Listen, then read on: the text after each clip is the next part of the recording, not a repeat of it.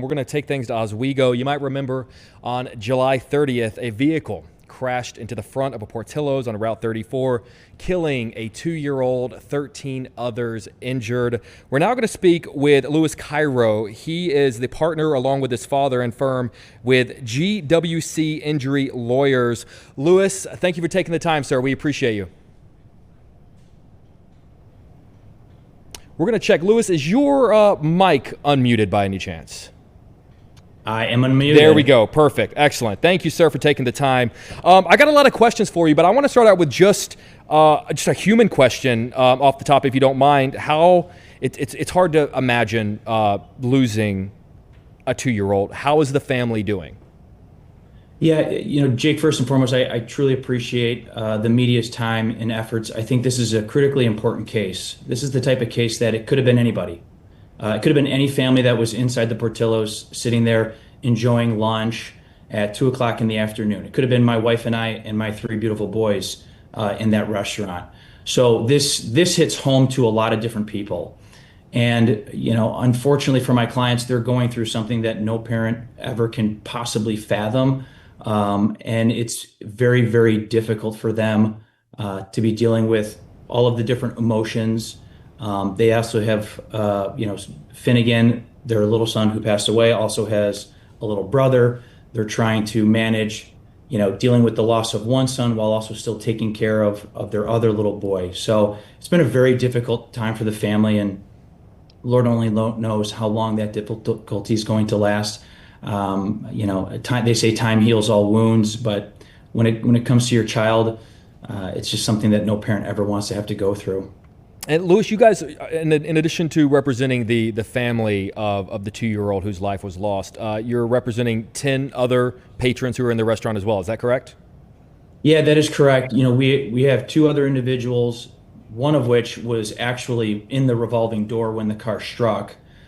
He's so incredibly fortunate that he's alive. And he got actually pinned in between the wall and the vehicle while he was inside the revolving door. His girlfriend was in the process of walking into the other portion of the revolving door when the car came through, and she went flying, and they both sustained significant lacerations because there was glass everywhere, significant bruising, and some potential fractures as well. And then we have, unfortunately, Finnegan's entire family. His mother and father were at the table. His grandparents were there. His aunt and his uncle were all there. So one can only imagine, you're sitting there, you're having a nice lunch, enjoying July 30th, and next thing you know, your world is being turned upside down. It's so devastating and so tragic, and it could have been completely avoided. 100%. That's what I want to talk about. The authorities described what happened as a tragic accident, but you guys are saying that what happened was not only foreseeable but preventable. How do you foresee and prevent something like a car crashing into the front of a fast food restaurant? Well, it's very simple. You think about the safety of the patrons that are inside of the establishment. You think about the fact that, unfortunately, motorists sometimes make mistakes when they think that they may be putting their foot on the brake and instead they're hitting the gas. So you have to, as a building owner, you have to say to yourself, well, if I'm going to have patrons inside, are they going to be in close proximity to the door or into the parking lot, to where if a car inadvertently hits the gas that they're going to come through? Well, if that's the case, then I should probably have protective barriers like bollards or parking lot blocks that prevent cars from going into the side of the building. What's interesting, Jake, about this is that this is not the first time that this has ever happened.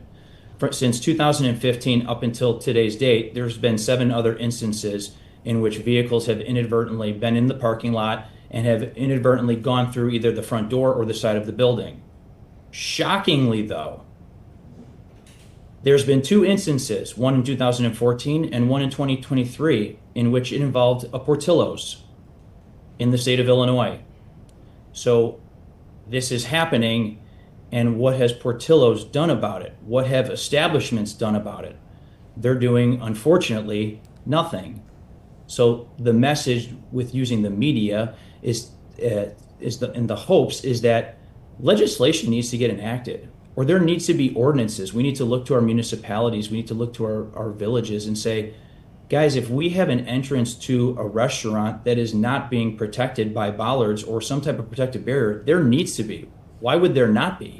Because we have a history that these types of things unfortunately happen. And Portillo's, is a massive enterprise. I have a photograph that shows that the 3 parking spots now, the one in which the driver went through the front door, now have big orange protective barriers in front of it. That would have been nice if they had bollards in place to begin with, because then this incident never would have happened. So those are the steps. Go ahead, Jake. Oh no, I'm sorry to interrupt, but that brings up a good point. If you're talking about this being a pattern that is happening, if you're the owner, whether it be in the state of Illinois or wherever, of any kind of like a fast food establishment or a property like that, to what degree do you need to be looking at the design of your restaurant, the layout of the tables, or even sort of the traffic flow of your parking lot in relation to, if this were to happen, how could we protect things? Whether it's Portillo's or whatever the case may be, if you're the owner of a place like this, do you need to be rethinking how your entire restaurant is designed? Well, I think you have to use common sense. If your restaurant has parking spots that butt up right to the restaurant, and it's only being separated by a sidewalk, you have to think to yourself, well, if cars are going to be parking within close proximity to our building, and on the inside of our building, there's going to be patrons that are going to be sitting there, we got to make sure that we have something in place in the event that a customer who's pulling into a parking spot doesn't accidentally hit their gas as opposed to their brake. And the way that we protect the patrons that are on the inside, and it's not just the customers on the inside, it's also the employees. Let's protect our employees as well by making sure that every single parking spot has a parking block that's in front of it.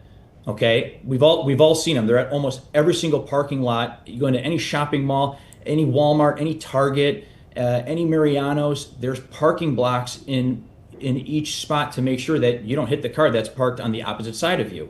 No differently, when you're in a parking lot, there's parking blocks that are typically right in front of you, so that's your limit. You can't move any farther in the parking spot. The bollards that I'm talking about are actual. Sometimes they're concrete, other times they're steel, and then they're affixed into the concrete walkways in front of establishments. Usually you see them, they're yellow, they're circular, they're about 4 feet off the ground. They're put into the ground about 3 feet, and then they come out of the ground about 4.5 feet. So God forbid if a car goes inadvertently turns or hits the gas, they're going to hit a concrete, 4 foot long circular object, as opposed to just going right through the front door where a bunch of patrons are. So I think as a property owner, as a restaurant owner, you just have to use common sense. You have to say to yourself, well, if I'm forcing my customers to park in very close proximity with respect to my establishment, then I got to make sure that there's protective barriers in place to make sure somebody doesn't inadvertently come into the restaurant in their vehicle. Understood. It is absolutely a story we're going to want continued updates on. Louis Cairo, partner with father at GWC Injury Lawyers. Thank you for your time, sir. I appreciate you.